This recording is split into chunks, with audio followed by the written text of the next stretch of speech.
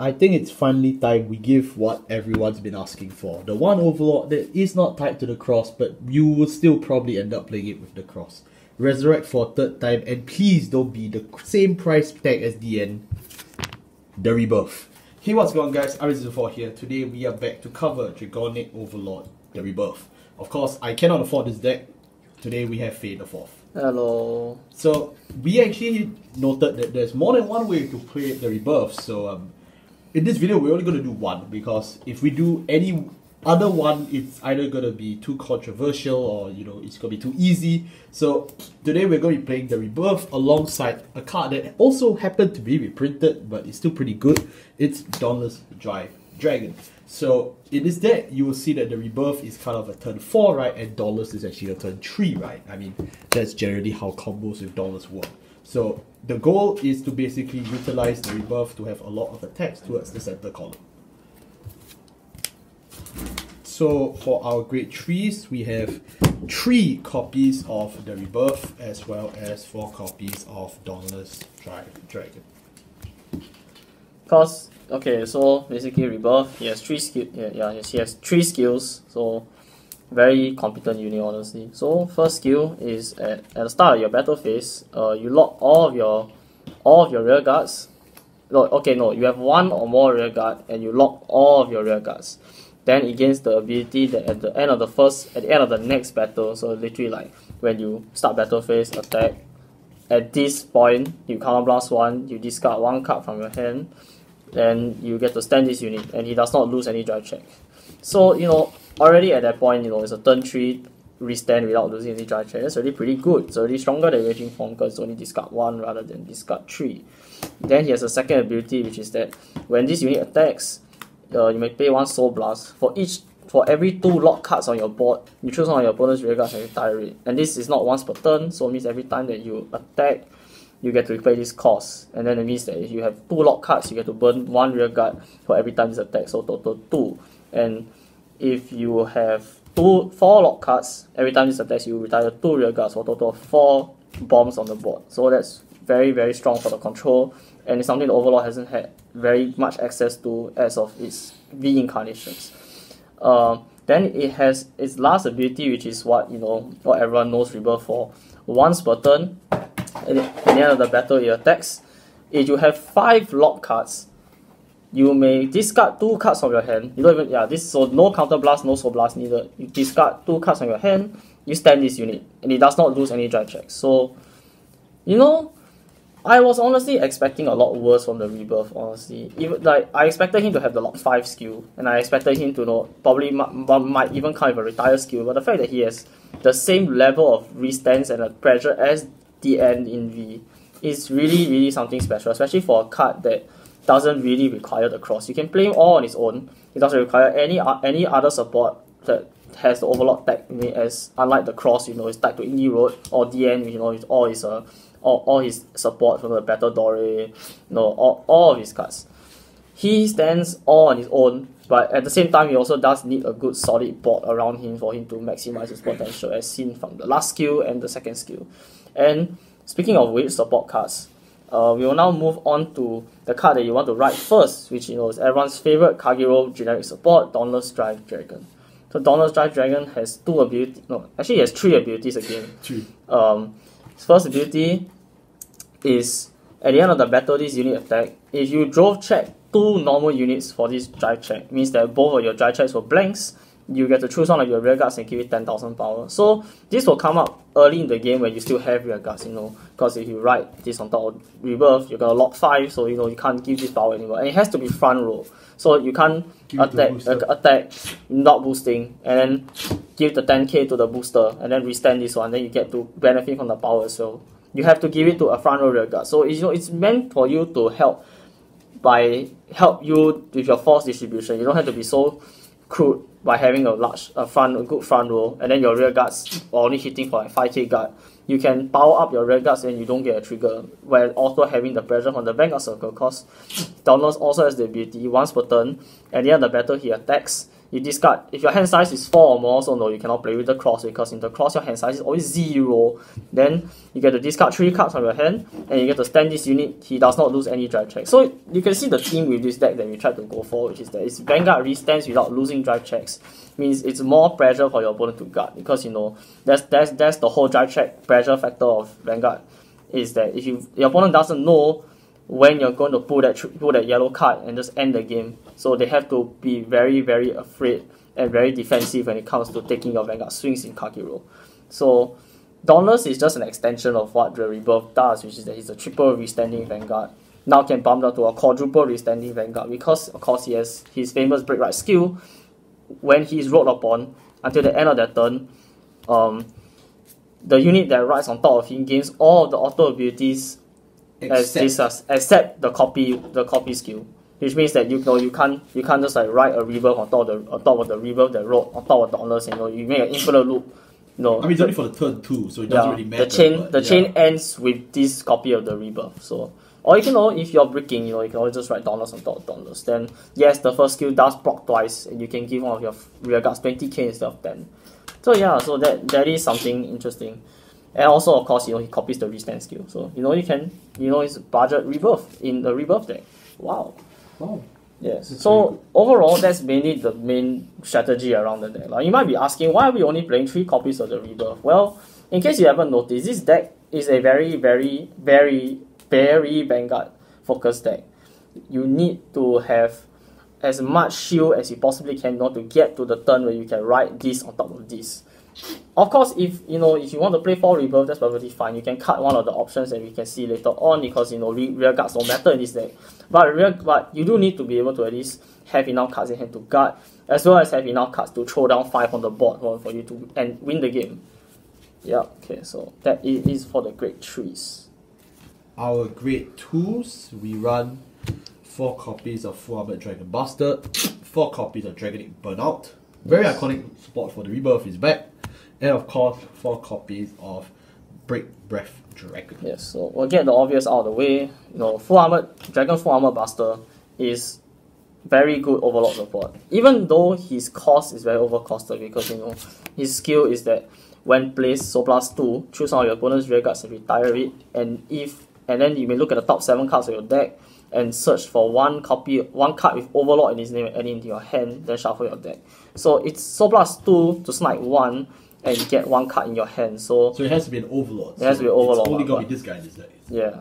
Because honestly, like other versions of Overlord, you might as well just play Indie Road. But in this case, he is still very good to run, and he is also a good rear guard, because he has the ability that during continuous, if your opponent has no rear guards, he gains 3k permanently. So it's a 13k Vanguard. If your opponent decides to, oh god, I'm playing against Kagero, I can't overcommit, he's going to be sitting at 13k. Your opponent has to do some mental gymnastics on to get over it.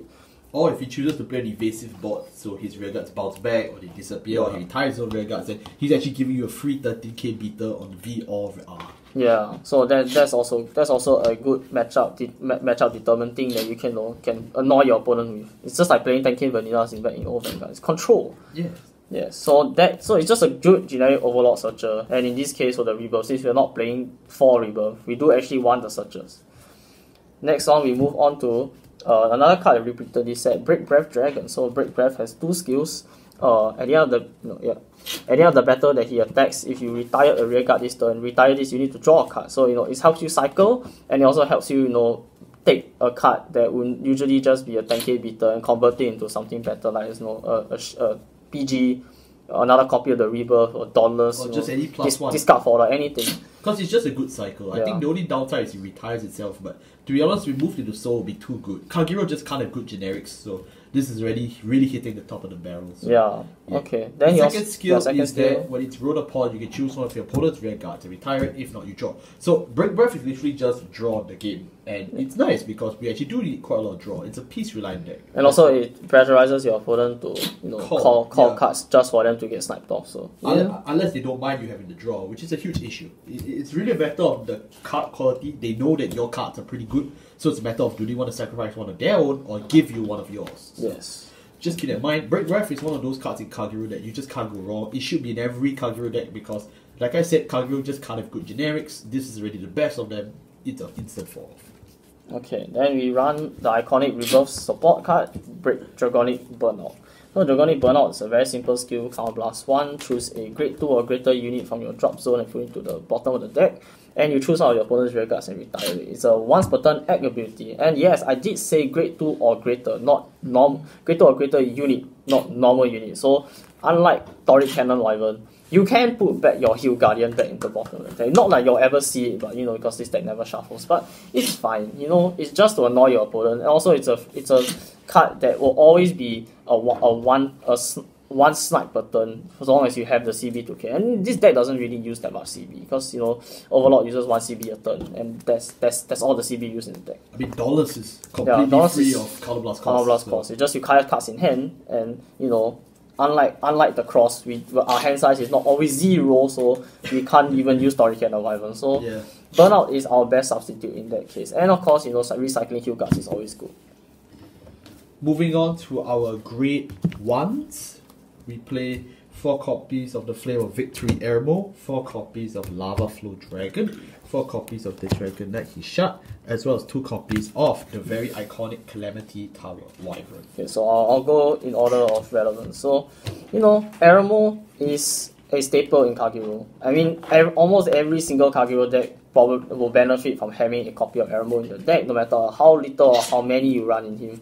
Having not only a 11k booster, as well as a cycle draw, and a counter charge for one of the clan staple mechanics, which is retire. So it's always going to be a very good card to run, no matter what Kagero deck it is. And even better in that the Rebirth wants to convert its rear guards into resource, and then it literally does convert its rear guards into resource when you ride into him. So the cycle is good. You can run Saber Dragon Newt in the exchange for him because for the first turn, right? Because he does have the free draw if it hits. But Eremo in every other instance of the game is significantly better than Saber Dragon Newt for that counter charge clause alone. And also on the early game, if you have a grade 2 and a grade 1 in the column and you went second, that column went from hitting for 18 if you had Saber to hitting for 21. So it's already a magic number. I love playing this series. Wow, magic number. So other than that, Eremo is a no-brainer for Kagero. But of course there are other options in Kagero, like Calamity Tower Wyvern. So this is definitely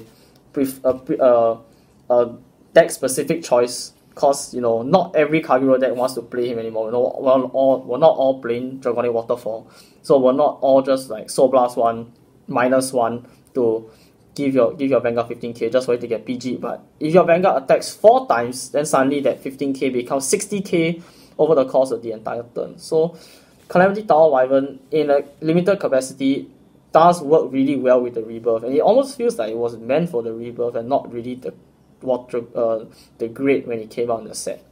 But hindsight is 2020, honestly, for Calamity Tower Wyvern. He's a very good card, and you definitely want to run him in this deck, no matter even if it's just like 1 to 2 copies. Then of course we run $40 Grade 3 Searcher, Lava Flow Dragon. So he's a generic Grade 3 Searcher, and his ability to gain 5k is Blaze. You have more rear guards than your opponent. It doesn't have to be a start of the battle, it just has to be continuous anytime during a turn. And of course, since this deck is a deck that wants to go from one grade 3 to another grade 3, you have to run Lava Flow. Lava Flow is yet again another Kagero generic. You just have to play it. There's no such thing as, oh, I don't have space for Lava Flow. You do, trust me, you do. Yes. If you want to talk about more Kagero generics, the next one is Dragonic Hishat. Hishat is when placed on the rear guard circle, you Counter Blast 1, Soul Blast 1, you draw a card, choose one of your opponent's back row rear guards, and then you retire it. Does it sound very familiar? It should. I call the embodiment of armor Bar as its power creep predecessor. Yeah, I can't believe they did Bar, but when you ride on top of this guy, you get to look at the top 5 cards for grade 3 and add it to the hand. You do not need to discard. You don't need this card. See what I meant by you did your grade 3s? Yeah, you need it. So yeah, just play this guy, it's good. Yeah. And the one for one cycle is honestly so invaluable in Kagero. It's not even funny. Like this card has saved me so many times from just like not having enough cards in hand. So play Hishat. Play Hishat. Yes. Moving on to our grade 0s, and this is pretty fast, as well as our triggers, of course. We play 4 heal guards. Yay. We play a total of 6 crits, 6 draws, including 2 draw PGs. And No, of course, two normal draws. Four draw PGs. So okay, yeah. So this is a pretty no-brainer. No, actually no. This is actually quite a controversial pick for the Rebirth because there are actually many ways to do this trigger lineup. As a limit break deck, you can obviously opt to just not play heals because if you heal out of 4 damage, you lose the game. But in order for you to even get to your kill turn, you do need some actual defense, and your 15k shields are not gonna cut it against Gurgit, Raging Form, Luat. They're not gonna do anything. So heal guards, definitely I think you have to play in this deck. Even if it hurts in the late game, you actually want to soak damage in the late game. Early game, you can afford to not take as much damage because it's easier things to guard, and this deck does not need CB in the early game. You only need CB as the game goes forward. So then you can start taking damage, then you can start soaking. That's when the 15k having the 20k shield instead of having the heal guard doesn't really make that much of a difference. In fact, it's a detriment because then you're stuck out of the early game matchup. As for the draws, because we are playing the variant that requires you to go from one grade 3 to another grade 3, you have to actually see both grade 3s, which is why we play 6 draws instead of the usual 8 crit or even 12 crit variant that you've seen for the Rebirth, which is the oh my god, I want to kill the opponent as fast as possible variant. But in a sense, the draws also, in every Overlord deck, you will need discard fodder. And what better discard fodder than is a 5k shield that does absolutely nothing in your hand? And of course, Bari is Bari. So, there is, of course, Crit Sentinels, you can play Crit Sentinels in this deck. But, if you're fighting Skull Dragon, the Crit Sentinels are not going to do anything. Why are you worried about Skull Dragon? All hail 7 Seas. 7 Seas, best Grand Blue deck. Best Grand Blue deck. What the hell is a Beatrice? Yeah, and of course, 6 crit because it's Overlord. And of course, our starters Conroe, because this is... Because I love plussing one. We love plussing. Yeah, so... that's it for this deck. Honestly, yeah, there are many ways to build this one boss, and I'm very happy that Bushiroad has actually gone to such lengths to make Rebirth as generic as it is. They could have easily just made it, you have a grade 3 in the soul, or your hand size is 4 less, then you get the restand, you get a lot of effects off. But no, they actually decided to take the high road, and they give the masses something that they've never had since so long, since Overlord has been since the Legend deck, since Overlord has been such an accessible and such an entry level Kagero deck for you to build. Especially since if you just out of this set almost 3/4 of this deck comes from this set because Dawnless, He Shot, and Break Web are all reprinted in this set, and then Rebirth of course comes from. We certainly recommend you to pick up the deck fast if you're actually interested. Yes. Even though the deck's highly accessible, the price point is still not to scoff at because Overlord the Rebirth is already sold out at about 1,000 yen, which is it's cheap, but considering the rest of the set comes at literally 200 yen, yeah, you do start to understand that we already start to value this card very much. But that's not to say that it's expensive because you have stuff like the Cross, you have stuff like Blade Master, you have more expensive Kagero decks out there. This is the best for its price range and certainly the best in the set even because you are actually getting quality cards what you're paying for. You even have the Dawnless reprint, you even have stuff like the Break Breath reprint, you have stuff like the Hishat reprint, which if you told anyone literally a year ago that you will get these cards at literally 100 to 200 yen each, they would laugh at you, sincerely. So it's quite amazing that right now Kagero is pretty affordable if you just invest at the right time. Don't wait for the second-hand market to go out of control and then be like, I can't afford the deck. Of course you can't. So yeah, that's pretty much the Rebirth in terms of a price point. But in terms of gameplay wise, I'd say it's pretty good. He's not the best Kagero deck. It's not the best Overlord deck. I think we've made that pretty clear because we're not playing stuff like the Cross DN. If you are playing the Rebirth, you're clearly here for a more fun time. You're clearly here to try something new and you want to still have a relatively good chance of success. And that's going to be the Rebirth. Yes. I mean, if you want to play in the Cross, you can play as two copies, just so that you have that splash at really explosive endgame. But on its own, the Rebirth already does so much, and then he already has Force Marker acceleration. He has multiple restanding. He's the only Vanguard that can actually combo with Dawnless and not lose any drive checks, unlike the Grid. I mean, you could play Steel Dragons. Yeah, you can also play this with Blockade. for if you really do want to plus as much as possible, convert all your board into pluses, and then that also works with the Rebirth. So he is a very special card for Kagero for the rest of all time, because yes, I can't wait to see Rebirth Blade Master. Thank you all so much for watching. Yeah, this has been the Rebirth video, which means we are ending VCall. No, I'm just kidding, of course not. I have literally 8 more decks to review and possibly many more, so do look out for it. Thank you all so much for watching. I'll see you all next time. Goodbye. Bye bye.